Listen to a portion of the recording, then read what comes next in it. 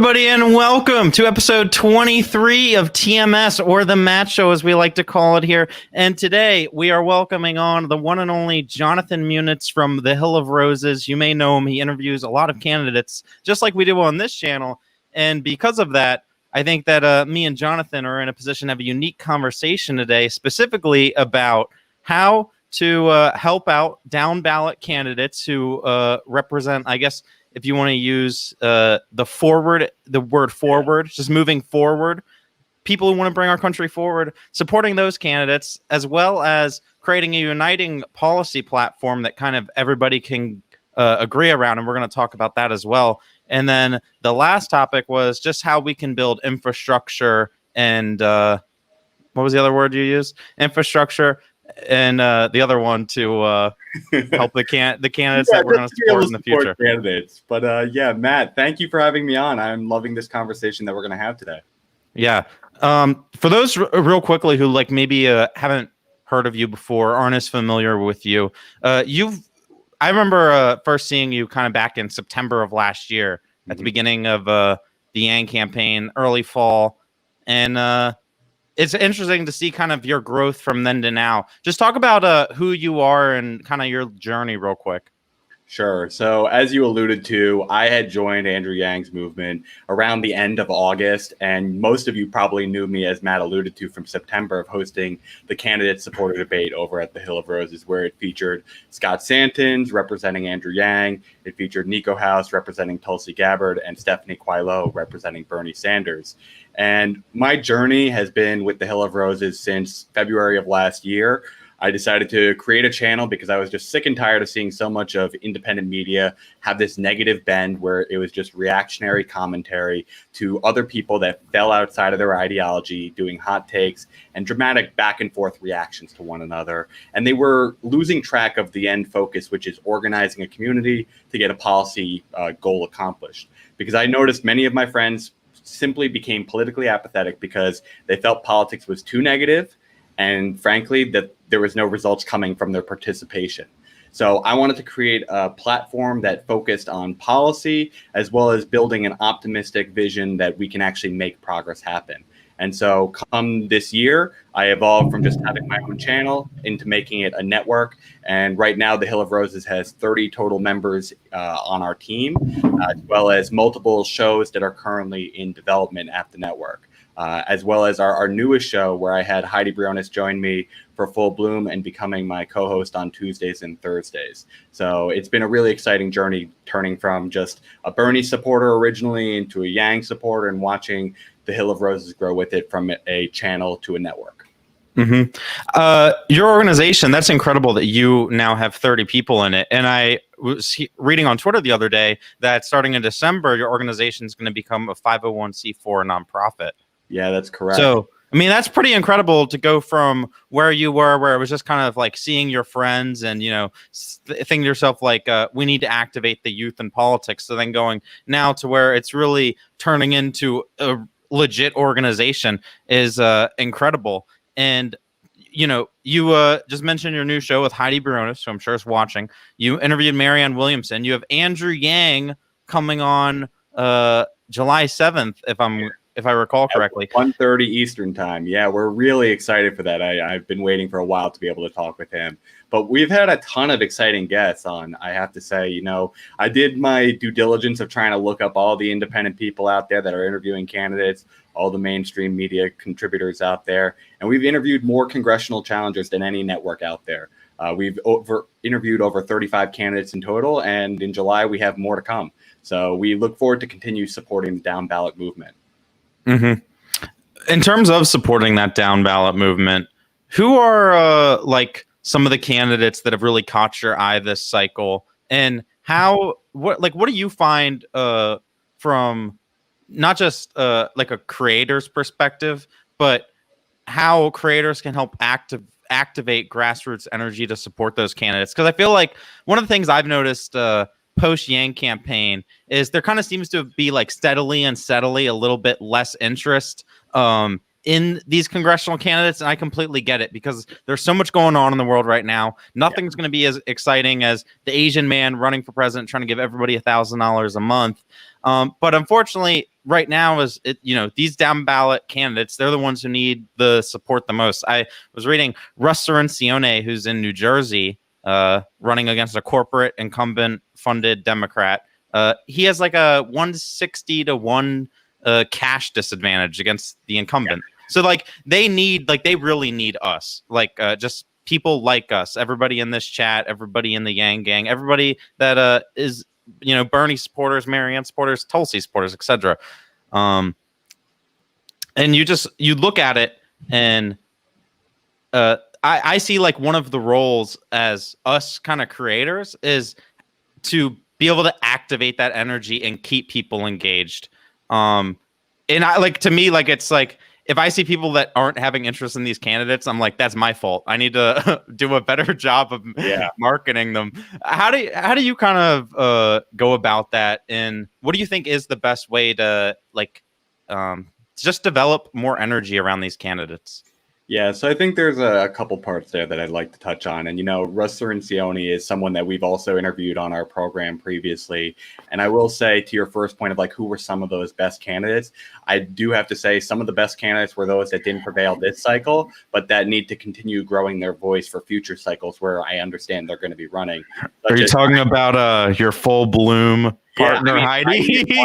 I've on multiple occasions, and this is not just to flatter her. I've said this publicly multiple times. Heidi was my favorite candidate this cycle, and I'm so glad I get to work with her. Similarly, I'm really excited that we have Barrington Martin, who is also within the Hill of Roses network as well, working with us. There are other candidates that I just truly love this cycle as well. David Kim, I think, had one of the most infectious energies that I've had of any of my guests. And I find that he's particularly good at uniting multiple factions, where some of the other Yang candidates became hyper-focused on just Yang. He's been able to gravitate towards both Bernie as well as Marianne supporters being able to support him as well. 100%. He got the endorsement of Our Revolution LA. Yeah, I mean, that's really impressed by him being able to do that. And also, like, immediately after the primary, he rallied all the other challenging candidates of Gomez to come to his team. And so, I think, frankly, there's two things that I see as the role. First, it's building up that general awareness, because I think you need to see the numbers behind the movement so that people stay engaged, that they don't feel like they're on the fringe, and that we have to push as a collective movement to support all of our candidates get across the finish line. The second thing that I think is important is we have to be a little bit realistic. And this is a gut check for some candidates. I think you have to be a little bit targeted, especially during these times where resources are a little bit short because everyone's handling the pandemic. We have to be strategically saying who actually is feasible. At the beginning, when they're all still running, let's support broad base. Let's see who kind of comes to the top, kind of like that free market idea. Certain candidates are going to bubble to the top based on their ability to rally different coalitions. But once you get kind of closer and closer to when the primaries are occurring, you have to be a little bit more strategic with your funding, because you've probably already given some. And so you don't want to dump money in and then feel all disappointed because it didn't happen, because that, frankly, is a lot of the times where people start checking out. Is like they're giving it their all, it keeps disappointing them, and they check out. And so some of the people that I'm really looking forward to, there's a couple still in the primary, like Alex Morse, who Yang recently endorsed, that I think is actually a really good strategic investment for the movement to think about him. But then you got some general election candidates. I already mentioned David, but I also think we have to be looking at Nate McMurray, who is a candidate in New York's 27th district. I'll tell you my one problem with Nate McMurray. I went to his website to find out what he's about, and there's nothing there. I don't disagree with you, but here's the thing. I originally was like this too, where I'm like, the website is the be-all, end-all. It makes our jobs a lot easier. But we all know, if you look through the endorsement criteria of what Humanity Forward has for their website, that's one of them. And they interview each of the candidates that come on. And so I'm going to give the trust there, where he has gone through that endorsement process. He's probably pretty UBI friendly. And here's the other thing that I'll give some credit for. Frankly, when you have that trust already in place, you don't want to necessarily give ammunition come a general election. And he had nobody in his primary that he was running against. He didn't have to win Democratic voters over. And so he's hyper-focused on just defeating the Republican candidate. And we have more work to do. UBI can be bipartisan, as we've seen from the Yang movement. but polling shows that it Not has only can it be, it should be, and it is. But, the thing is, when it looks to polling, it's something that is stronger on the left right now than it is on the right. We need to work on that. But I think we work on that from the inside and having the outsiders, not the candidate themselves, be the one who are driving that adoption. Because I think the job of a candidate is to get inside and then put the policy forward once they're on the inside. And so it's our job as the advocates to make those people who traditionally aren't the supporters become the supporters and move it to that popular position. Mm-hmm. I would also say, just to finish up that list of people who are great general election candidates, I would love people to look at. Liam O'Mara in California's 42nd district is another great candidate that I think people should be looking at, as well as Paula Jean Swearengin, who just also had Richard Ojeda join and endorse her ticket as well, running against Shelley Moore Capito for the Senate in West Virginia. I think all those people are great investment opportunities. And to your second part of the question you asked beforehand, how do we as the content providers be able to support these people? I think the best way to be able to do that, frankly, is first, you're giving awareness to multiple people, because their supporters end up becoming other people who will donate to other people you interview on the channel. So you're bringing in people from all different parts of the country because maybe they just like this one candidate and they want to see this person again on a different interview. Well, now they've joined your channel, and now they're going to see all these other candidates that they can contribute to and help organize for. So awareness is the first part. The second part, as I said before, is the strategic, targeting. Who down the stretch do we need to focus on? Because frankly, we're at this point where I'd say we're roughly 6 to maybe 8% of the electorate, depending on different areas. We have to be hyper focused on where we're targeting and putting our resources in. Once we get to a larger movement, let's go all the way across. Once we have the infrastructure set up, let's go all the way across. But at the first point, we need to legitimize ourselves by getting certain people on the inside. You look to Bernie Sanders' first run in 2016. He didn't get a ton of candidates through, but he got Pramila Jayapal through. Then you look at 2018. Now he got the squad through. Now you look at this cycle. He's getting a couple more people through, like Jamal Bowman, Mondaire Jones, different people across the country. It was sad that Charles Booker was not one of those, but different people around the country. As this happens, we can focus more and more on different races as we grow in size. So I think right now, we as content contributors have to be focusing on, strategic targeting. And the last thing that I'll say is we have to tell people how we can best organize. How do we message on these things to target different areas? How do we say these things in framings for different groups so that they are more comfortable learning about these topics and adopting these topics? We have to make these policies, as I said before, popular for the candidates. And so we have to be willing to engage beyond just one bubble. This is one thing that I've gotten some flack in the past for, but I don't try to have the Hill of Roses be a purely Yang Gang organization. We have our majority of members coming from that group, but we want to be open to multiple groups coming in and working together, because we want to have them be receptive that we're not just this one focus. We're just a loyalist organization. We support policies at the end of the day, and that's what we're working towards. Yeah. I mean, I agree with that mindset just because, like I said earlier, I don't like I don't like the labels and everything. So I try not to say progressive. So I'm just going to say forward again for candidates who want to move the country forward. You're right on that. I guess where I think the question in terms of activating energy is, I feel like David Kim and Blair Walsingham have gotten a lot more attention than perhaps some of the other candidates. And it was the same thing with Jonathan Herzog and Mike for Kentucky. It's because they were the people who were loyal to the movement. And exactly. I actually think there is some value there. We have to support them. Don't disagree with that one bit. You want to reward people who put in the time and effort into it. But we have to also expand beyond that and at the end of the day, start thinking, okay, do we have a winnable race here? Because I think there's one thing between supporting someone, totally good. I plan to vote for them. I acknowledge out loud to the public that this is who I support. But then when it comes to investing and organizing, that's where I think we have to be more critical. How we use our time, how we use our money. Because I do think you're absolutely right. I love Blair. Frankly, we have her scheduler also joined our organization. So I've interviewed her multiple times. She is wonderful.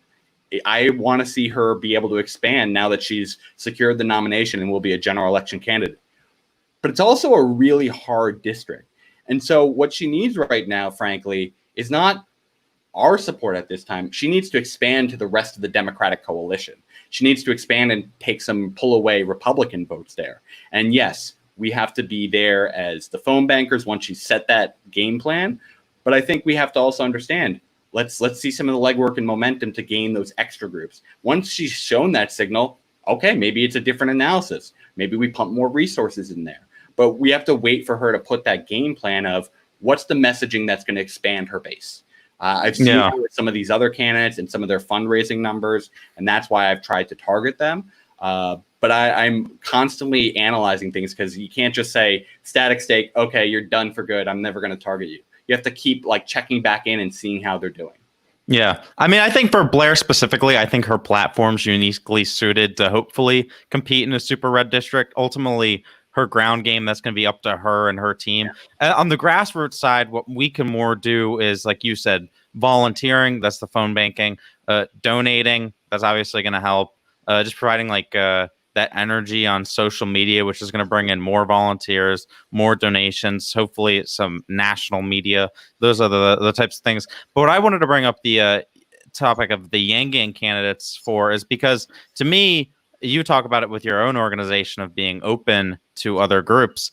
I think that the Yang Gang has to try to realize that, because the way I see it is I think there's a big faction of the Yang Gang that kind of looks at a lot of the progressive candidates that maybe aren't Yang Gang, and they see things that they just remember 6 months ago, 8 months ago, that Yang was arguing against Bernie about a debate stage on, and that's the wealth tax.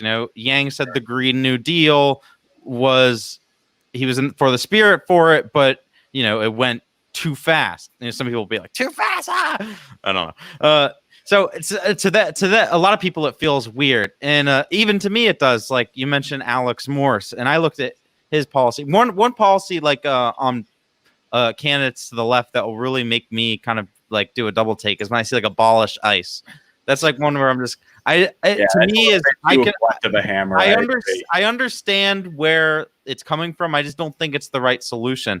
So they honestly should be saying abolish the ERO, which is the enforcement and removal operations within ICE. I just think it's a little bit too broad of a term when you're also looking to remove Homeland Security from that as well, which is a part of ICE. Yeah, and I think a lot of people in the Yang Gang who skew towards that more nuanced view, that more Yangian view of things, they see a lot of these candidates are like, I just can't like get down with it the same way. And then this is where I think that content creators like us have another opportunity, and that's to try to emphasize not really. I mean, it's going to help to link it to Yang. If you say, for every single candidate, even if they don't have our exact vision or our exact same policies, we don't want to be purity test. Those people, as long as they support UBI, they are all going to be yes votes. If a Yang presidency, and that's where I'm saying, if you make it about Yang, it's going to be good for Yang's presidency. But if you want to make it even bigger than Yang and envelop, other elements of the forward movement, again, but I keep branding it, that applies to just the policies themselves. Just whoever could pass universal basic income, whoever could pass, if you're a fan of Medicare for all. So that's where I think I think it has to be linked. I don't know. There's some other interesting ways. What do you think? Yeah, I mean, I generally agree with you. For me, it's not necessarily you have to have been a Yang supporter. You have to adopt his entire platform. We pick out a couple of key policy items that we support as an organization. As you alluded to earlier, we're going to be becoming a 501c4 in the winter. We focus on democracy reform being a big one. A lot of the ideas are similar to Yang, but I put out a huge 10-post thread of all the democracy reforms that we have. Then it comes to universal basic income. That's a big one that we want to make sure is front and center, because that is what we all rallied behind. And we think that's frankly the most important issue, because it is going to give us the help in so many of these other organizing causes. Because guess what? activism is not cheap. So we need that support, and we need the boot off of people's necks so that they can kind of get their heads up and start organizing again. And the last thing that we are policy-wise organizing around as a 501c4 is the notion of universal basic services, a basic, healthcare plan, a basic housing plan, basic transportation, basic utilities, and basic banking. Those are things that we think that all people should have, the freedom that comes from, the freedom dividend itself, as well as the security of knowing that the essentials are provided for you. Mm-hmm. And I think that comes to where we talk about this idea of creating a uniting policy platform is so like, and this was something that, caused some drama back in the Yang campaign. Take the topic of healthcare, for example. Yang said he was for Medicare for all. People who were fans of Bernie's Medicare for all bill would say that's not real Medicare for all. And Yang was like, well, it's universal health care. I just don't think we should get rid of private insurance. And that's kind of where I guess this question of trying to create some sort of uniting policy platform that kind of everybody can try to get around seems very difficult to me, because it seems that certain camps within, I'm going to use the progressive term. I'm just going to start saying progressive. It's easier. Within the progressive wing, they're very entrenched in their views. And I don't like it. I see it even in candidates that I like. I'll bring up another. It's Jen Perelman. She would be hands down way better than Debbie Wasserman Schultz. Debbie Wasserman Schultz has no values at all. But like the Lincoln Project tweeted out something on Saturday. Just like it was a picture of Dick Cheney wearing like a mask. And they tweeted like, welcome to the resistance, Dick Cheney. And you can think whatever you want about that. But she quote tweeted it and said, cancel the Lincoln Project. And I'm just, to me, like that kind of just struck me. I'm like, why is it the first instinct to jump to cancel? Like you'd be like, why don't you just say like, well, this is a dumb take from the Lincoln Project. To me, it's weird. And I honestly think one of the things for like a candidate there is you have to understand what your role is. As a candidate, you're going to need Democrats. And guess what? We have Democrats right now that like the Lincoln Project, whether we like it or not. And so you don't have to support them. You don't have to work with them. You can disagree on the substance of the message and bring up what Dick Cheney was and how we all dislike them. But you don't have to attack the messenger that people like. Let your supporters do that. I know Bernie supporters got a bad rap for that. But you know what? When it comes to Congress, that doesn't fly. They only focus on these national presidential candidates when it comes to like the Bernie bro idea. Let them do that. Let them inform the public in the comment section. You stay out of that. Focus on the substance. And to your point before about Medicare for all, I've had a ton of candidates on, and I will tell you the majority of them have favored some form of a single payer solution, inclusive of David Kim and others who were Yang candidates. Mike Briere supported a single payer solution. Yeah. I think fundamentally, Yang's plan is very good. I think Yang's messaging during the campaign was very poor. And so this is actually one of the burning questions that I'm going to be getting to with him in our July 7th interview. I want to give him a chance to be very specific with what the plan is. I want to have him break it down into the terms that these camps understand, as well as any person who has a health insurance plan. And I want to talk to him about why he chose the messaging route that he did, which was to ignore what the main debate was at the time. The focus of most people, in the electorate was focusing on health insurance and drug prices. He did a good job on drug prices, but he then completely booted the conversation on health insurance to focus on healthcare costs. Now, that might be a very important topic, but one of the things that I think is very essential when any candidate is trying to get elected is you speak to people where they are right now to gain the trust before you take them, once you have that trust, to where they need to be. And so I think he did a poor job on that by punting the issue and not trying to differentiate a lane, which he very easily could have, which was, you had the Pete Buttigieg's, the Joe Bidens, who had the public option, which was a buy-in of existing Medicare, which comes with deductibles, which comes with premiums, which comes with co-payments, and is subsidized by the ACA.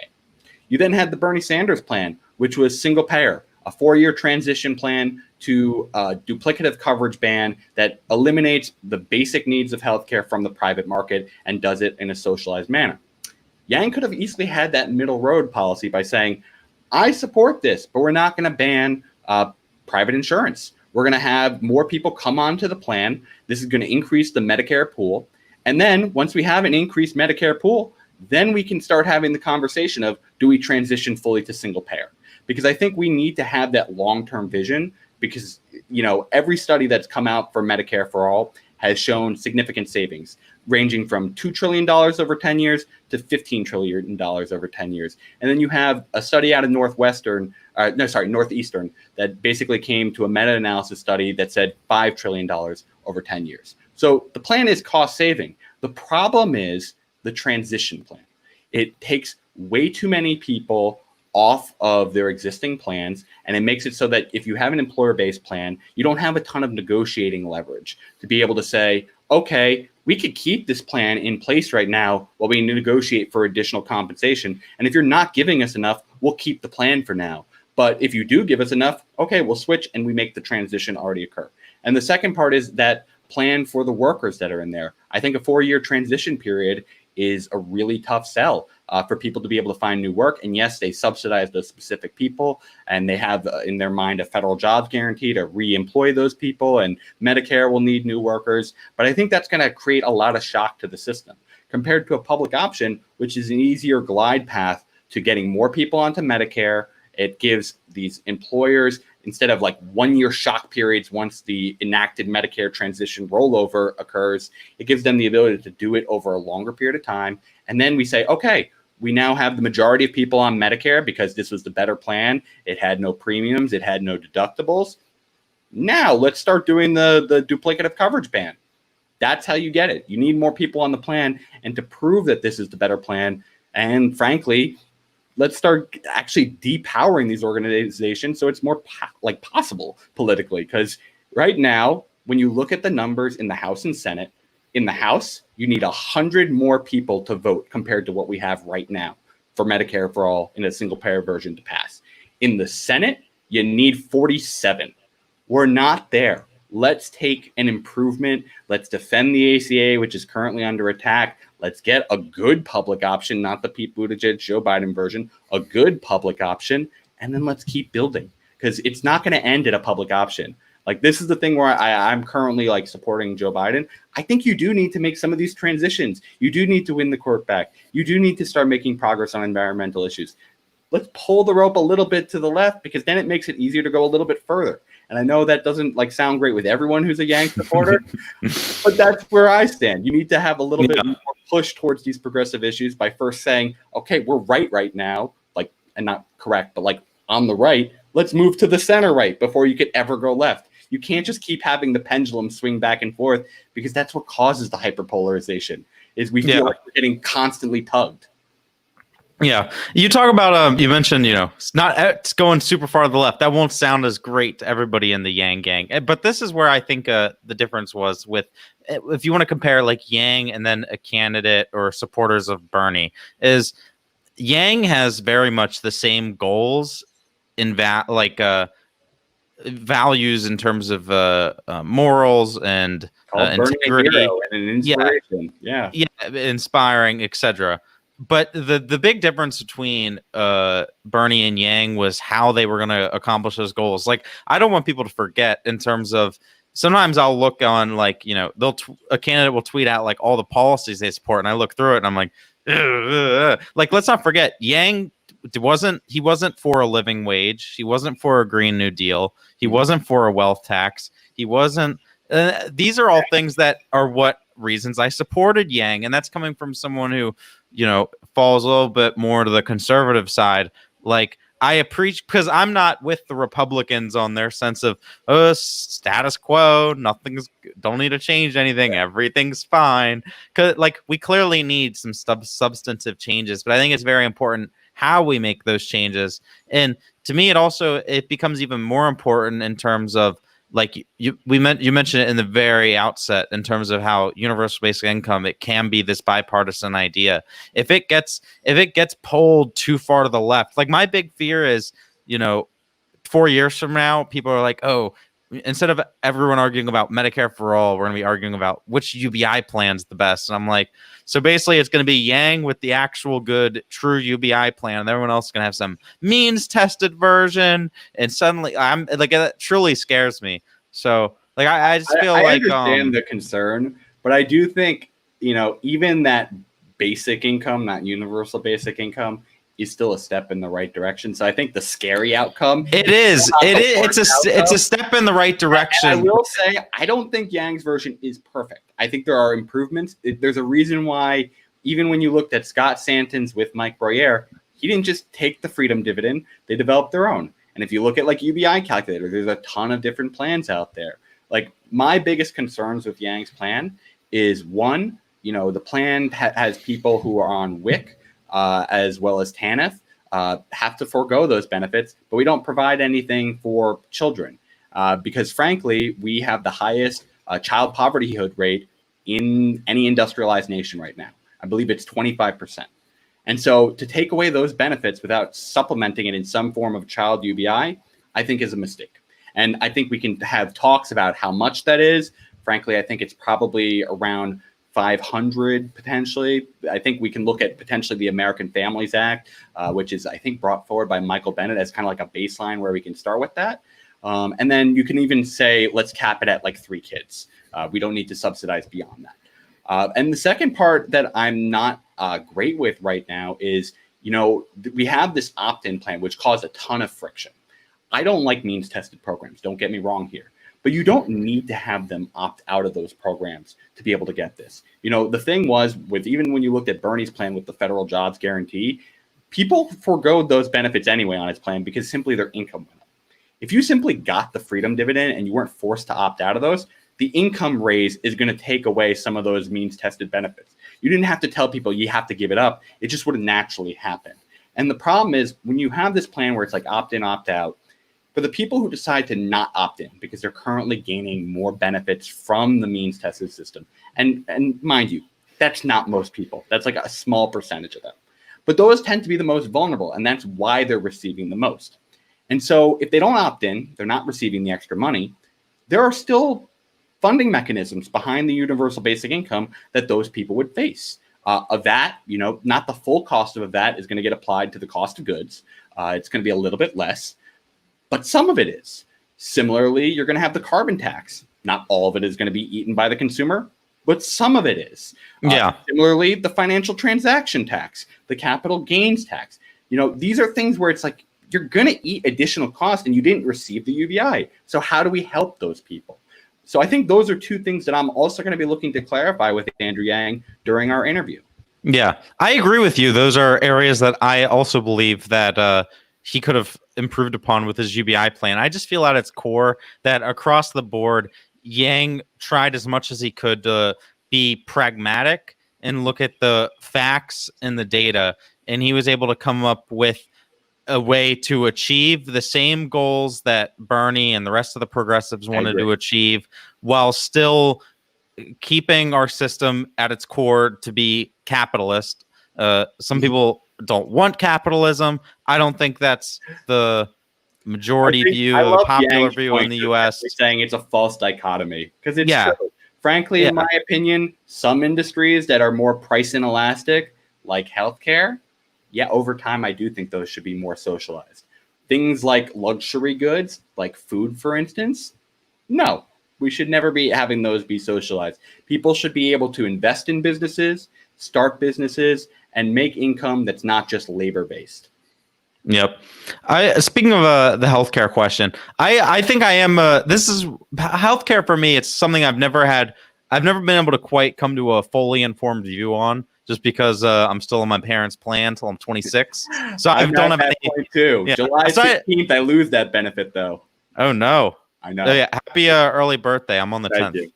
So celebrate 6 days apart.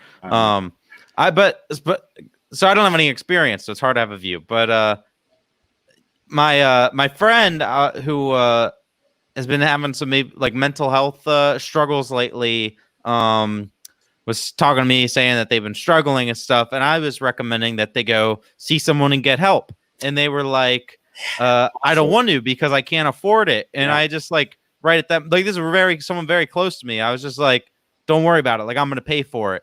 And then I started thinking about it afterwards. And I was like, holy crap. Did I just change my view on healthcare? Because what I said to them is they were like, wait, no, you don't have to do that. I'm like, no, because not being able to pay shouldn't limit someone's ability to get help. And I was like, oh God, dang it. I'm moving to the left. Even because I do think that we should be having, individual moving therapy, to the left. group therapy, and couples therapy, even like have a certain amount of times per month where you can go for free. And I think this can be bipartisan because that I'm all in on. If you know what the conservatives say every time there's a mass shooting, it's like, it's not the gun's fault. We have a mental health crisis. Okay, let's handle the mental health crisis. Yeah.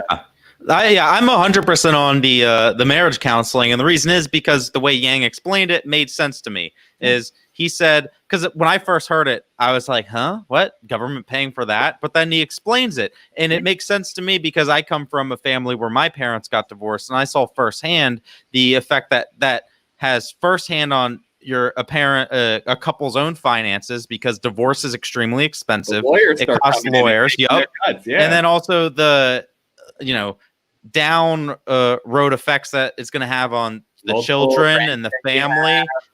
Travel. And so if you just invest a little bit and keep just a percentage slice more of these families together, it's going to end up actually saving you so much more money in the long run. Why are you laughing at me, Heidi? Stop it. Nietzsche says they're so young. They're so young.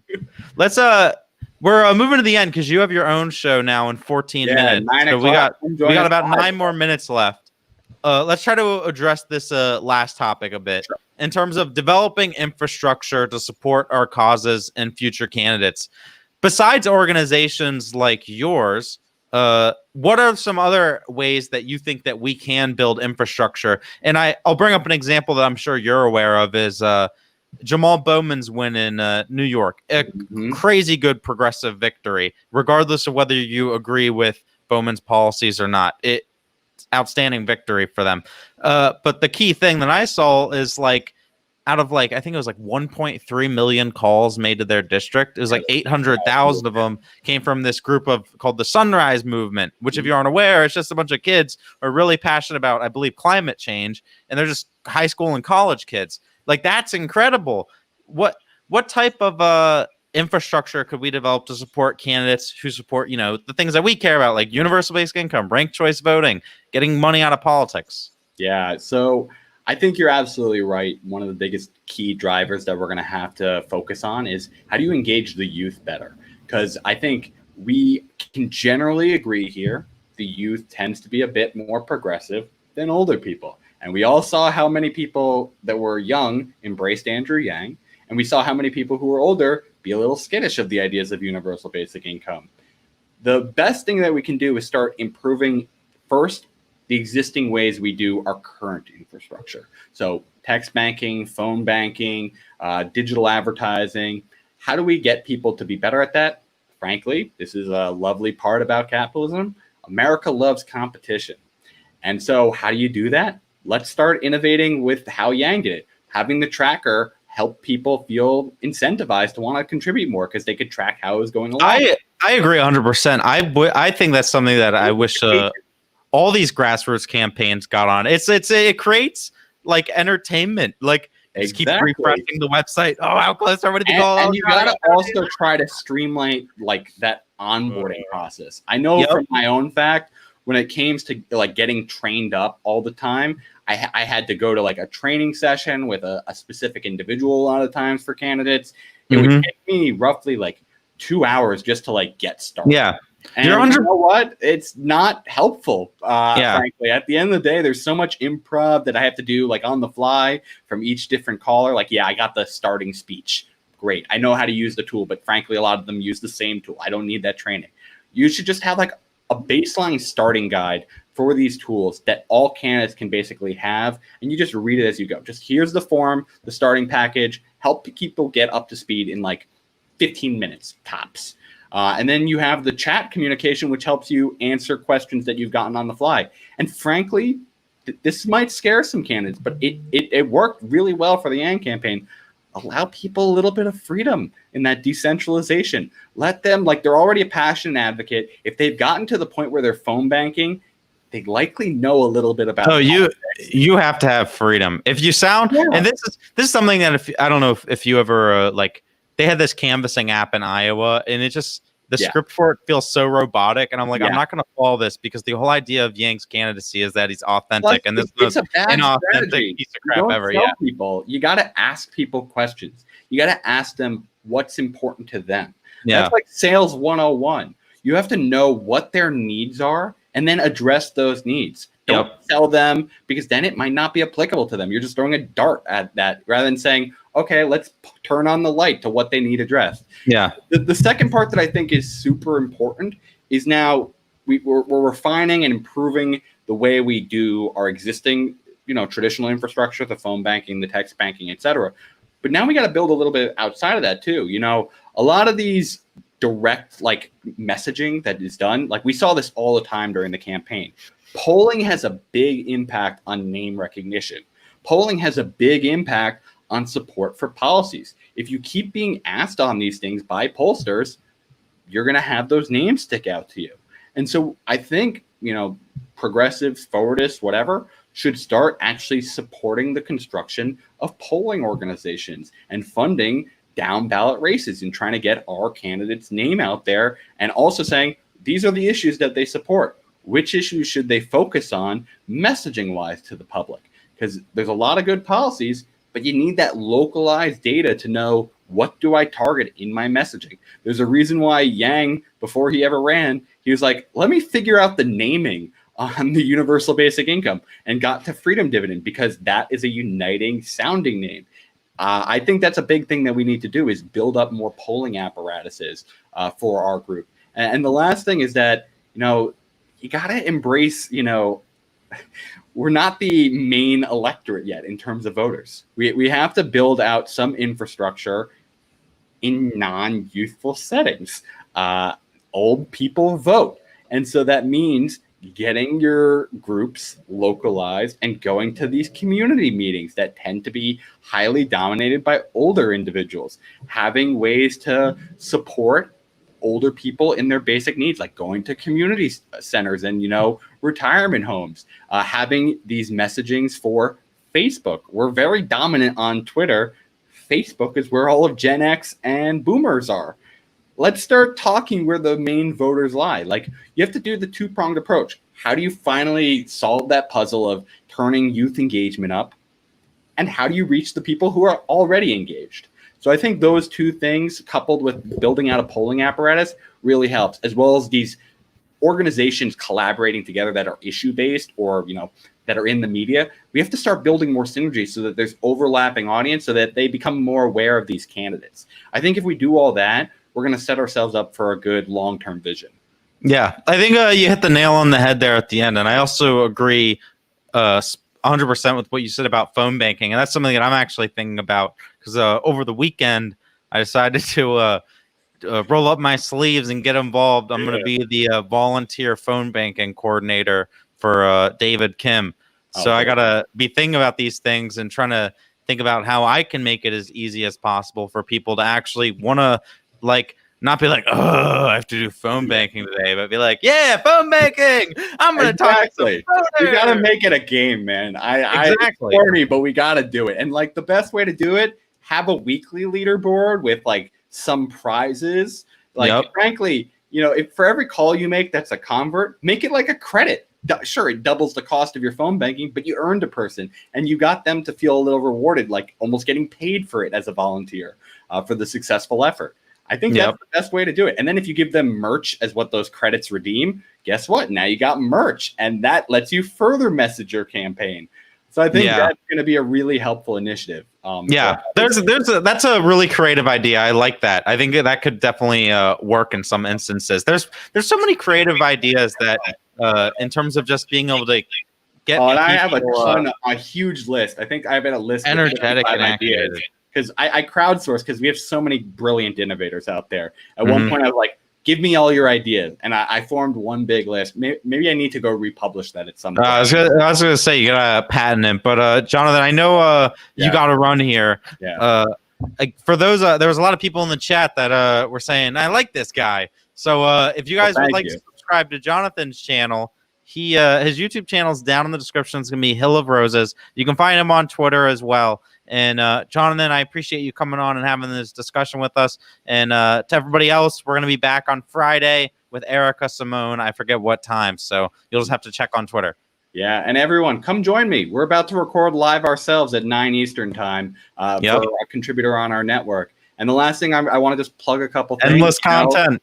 Yeah, we have Padgett KG coming on tomorrow onto our channel, so tune in then. We're always at 9 Eastern time. I'll be watching. Friday, so please tune in then. And then a reminder, we got Andrew Yang coming on July 7th at 1:30 p.m. Eastern time. Absolutely. All right, bye. What did I just say? All right, bye. I'm going to say all right, guys.